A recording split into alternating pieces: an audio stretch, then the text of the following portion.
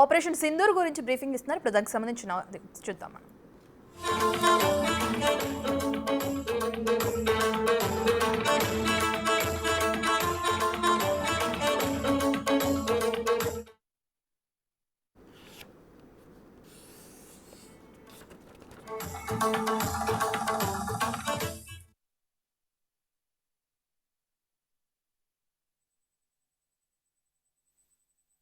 Good evening, ladies and gentlemen.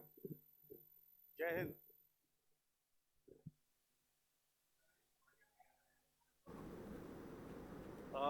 Welcome to this special press conference on Operation Sindoor. We will begin with opening statements by the three senior officers to my right here, who have been directly overseeing operations during Operation Sindoor. We have Lt Gen Rajiv Ghai, Director General Military Operations, who will cover the aspects related to land domain. Air Marshal A.K. Bharti, to his right, Director General Air Operations, will provide insights on the air domain. And to my right is Vice Admiral A.N. Pramod, Director General Naval Operations, who will cover aspects on maritime domain. Following their briefings, we will move on to the question answer session. I now request the DGMO to commence the opening brief. Thank you, Sandeep. A very good evening to all of you, ladies and gentlemen.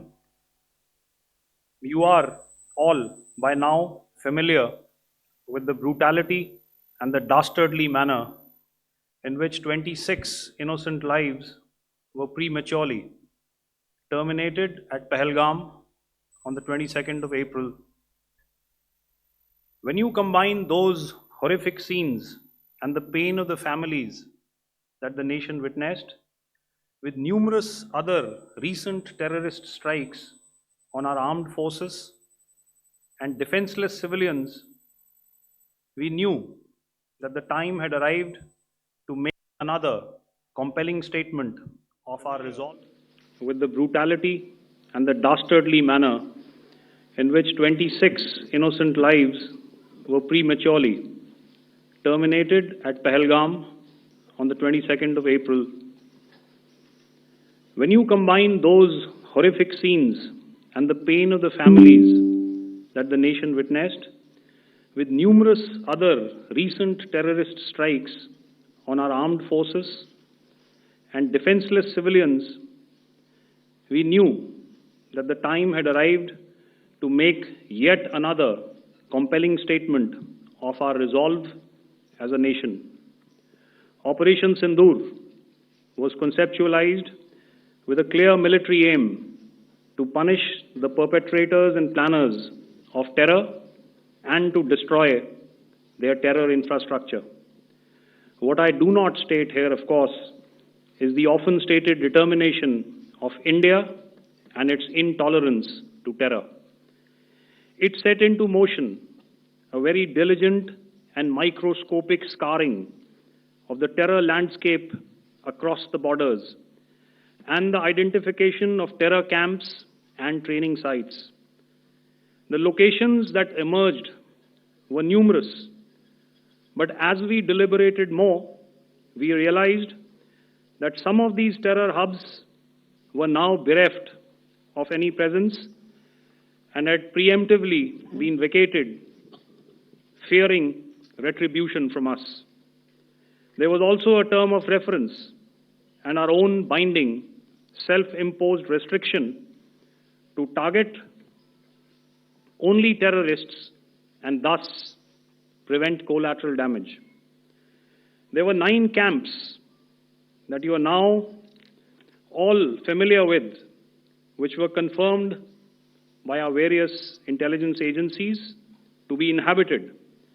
Some of these were in POJK, while there were others that were located in the Punjab province in Pakistan.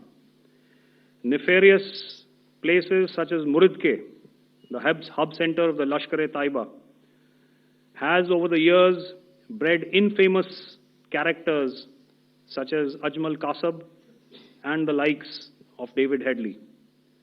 What followed was a careful scrutiny of each of these sinister locations, their layout, configuration, even the type of construction in each structure, and the terrain obtained around these. This was with an obvious intent to deduce and identify the exact vector that was required for their neutralization, as also the eyes in the sky that we would send up to ensure that we brought back evidence that we had indeed targeted what we set out to. The precise images of these engagements on that fateful and historical night have already been showcased during the first press statement on the 7th of May that was helmed by our Foreign Secretary. I have no doubt in my mind that we achieved total surprise, and those strikes across those 9 terror hubs left more than 100 terrorists killed, including high-value targets such as Yusuf Azhar, Abdul Malik Rauf, and Mudassir Ahmed that were involved in the hijack of IC-814 and the Pulwama blast. The line of control was also violated soon after by Pakistan, and the erratic and rattled response of our enemy was apparent from the number of civilians, inhabited villages, and religious sites such as Gurudwaras that were unfortunately hit by them, leading to a sad loss of lives. The Indian Air Force played a major part in these strikes by engaging some of these camps, and the Indian Navy provided wherewithal in terms of precision munitions.